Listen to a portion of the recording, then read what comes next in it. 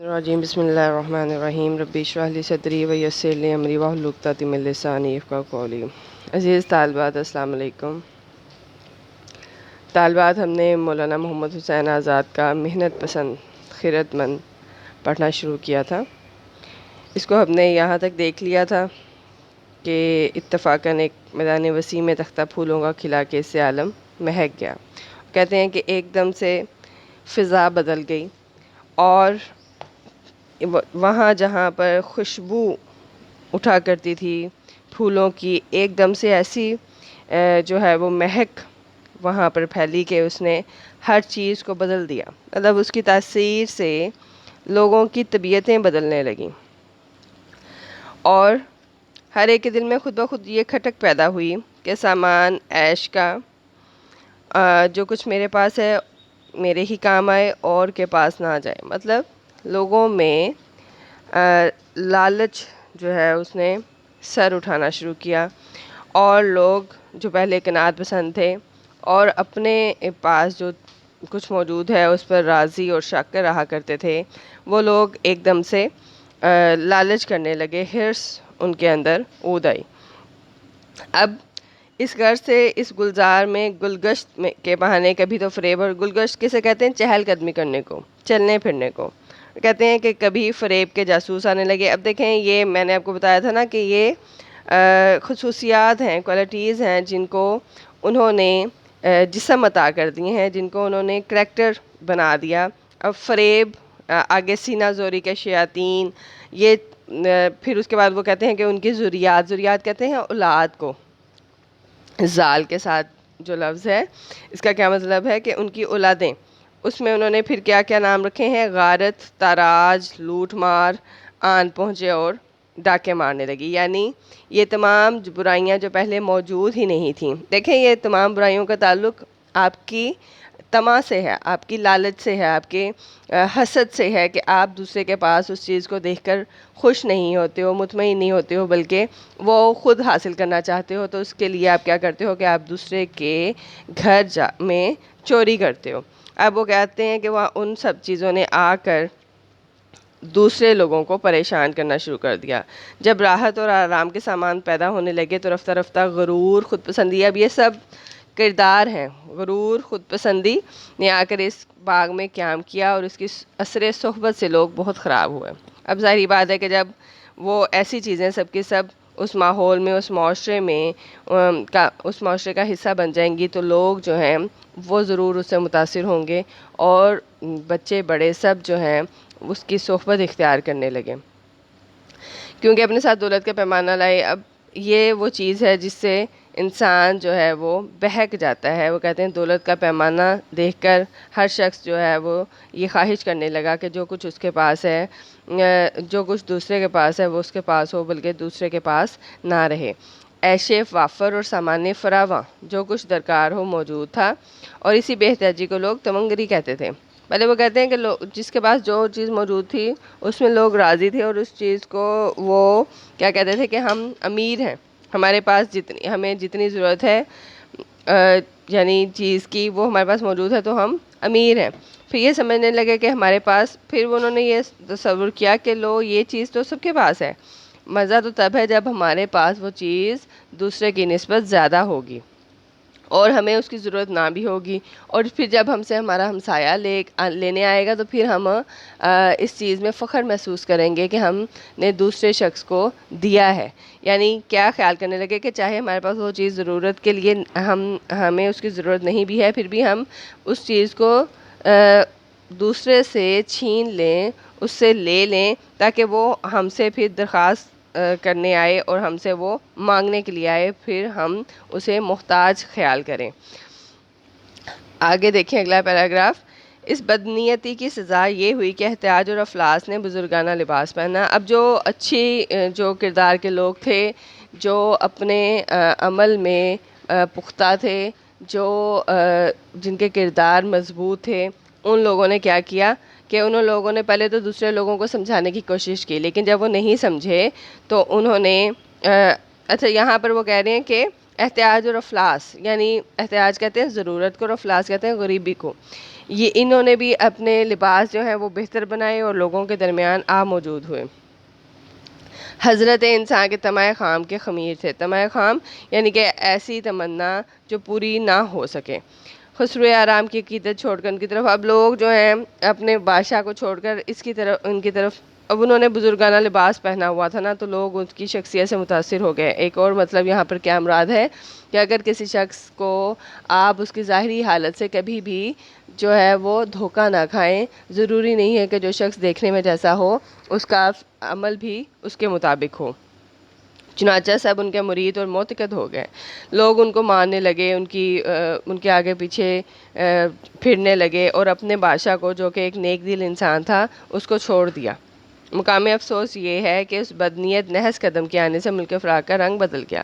اب وہ کہتے ہیں افسوس کی بات یہ ہوئی کہ وہ ملک جہاں پر صرف خوشحالی تھی، جہاں پر صرف ہر چیز کی فراوانی تھی، جہاں پر لوگ بہت خوش تھے، راحت و آرام تھا، وہ سب کا سب بدل گیا اور انواع و اقسام کی اور لوگوں کو بہت سی پریشانیوں نے گھیر لیا۔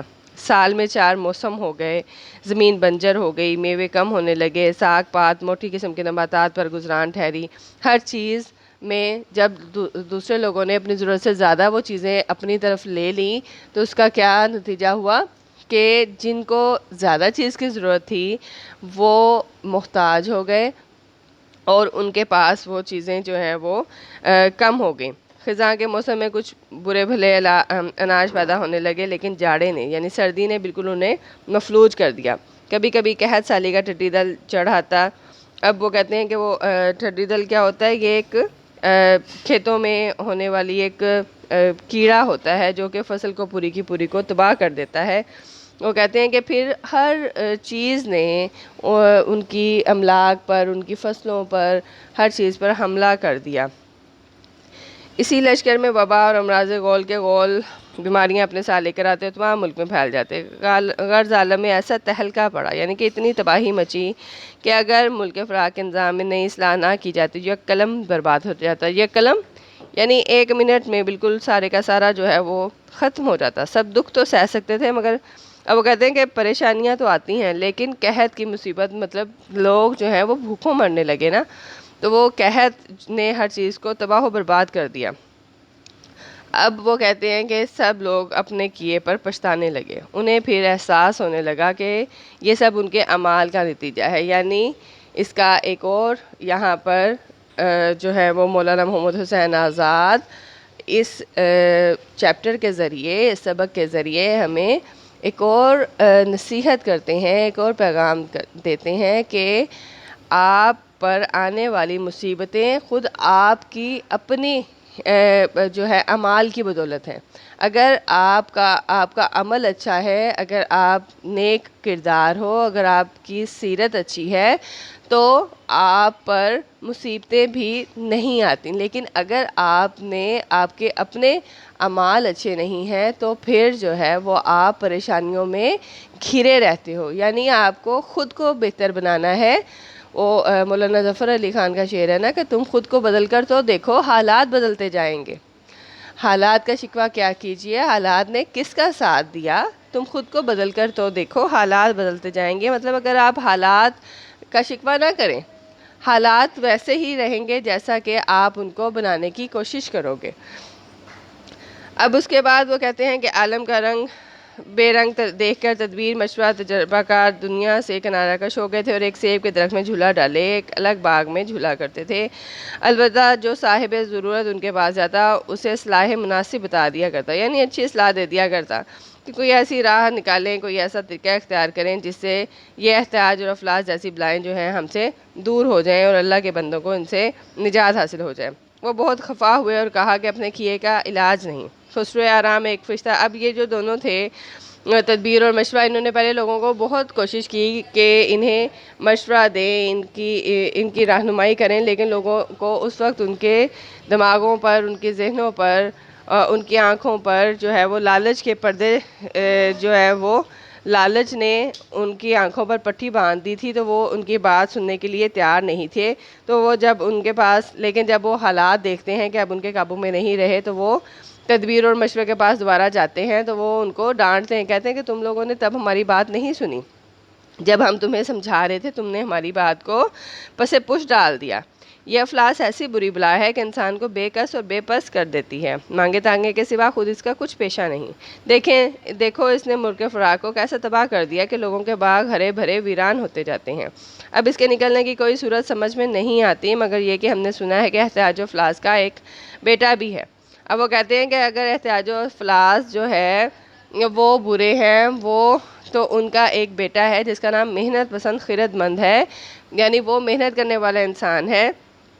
تم لوگ ایسا کرو کہ اس کا رنگ ڈھنگ کچھ اور ہے، کیونکہ اس نے امید کا دودھ پیا ہے، ہنر مندی نے اسے پالا ہے، کمال کا شاگرد ہے۔ اب یہ ساری کوالٹیز ہیں، خوبیاں ہیں۔ وہ کہتے ہیں وہ ایک اچھے ماحول میں پروان چڑھا ہے، اس کی پرورش ہوئی ہے، تو وہ شخص جو ہے وہ تمہاری مدد کر سکتا ہے۔ ہو سکے تو جا کر اس کی خدمت کرو، اگرچہ اسی کا فرزند ہے، لیکن اول تو سلطنت کا مقدمہ درمیان ہے، دوسرے ماں کے دودھ کا زور اس کے بازوؤں میں ہے، استاد کی پھرتی اور چالاکی طبیعت میں ہے، شاید کچھ کر گزرے۔ اب تدبیر اور مشورے کا سب نے شکریہ ادا کیا اور سیدھے محنت پسند خیرت مند کے پاس چلے آتے ہیں۔ دیکھتے ہیں کہ وہاں پر ایک مضبوط اعصاب کا، مضبوط جسم کا مالک کھڑا ہے، اور جو ہے موسم نے اس کو بہت زیادہ اس کا چہرہ کملایا ہوا ہے، اور محنت کر کر کے اس کے جو ہے وہ ہاتھ پاؤں مضبوط ہو چکے ہیں، اس کا جسم، اس کا رنگ جو ہے اس کا رنگ بدل چکا ہے، اور محنت کرنے سے اس کا جسم جو ہے وہ مضبوط ہو گیا ہے، پسلیاں ابری ہوئی ہیں، ایک ہاتھ میں کھیتی کا سامان ہے اور ایک ہاتھ میں معماری کا اوزار لیے ہانپ رہا ہے، اور ایسا معلوم ہوا کہ ایک برج کی بنیاد ڈالی ہے۔ سب نے جھک کر سلام کیا اور اپنی مصیبت سنائی۔ اب وہ دیکھیں، وہ کہتے ہیں کہ جو محنت کرنے والے لوگ ہوتے ہیں وہ کس قسم کے ہوتے ہیں، وہ اس کی کوالٹیز کو، اس کی خوبیوں کو بھی آپ کے سامنے رکھتے ہیں۔ چلیں آپ یہ اس کو یہاں تک ہی رکھیں، کل ہم انشاءاللہ اس چیپٹر کو مکمل کر لیں گے۔ اپنا خیال رکھیے گا، دعاؤں میں یاد رکھیے گا۔ اللہ حافظ۔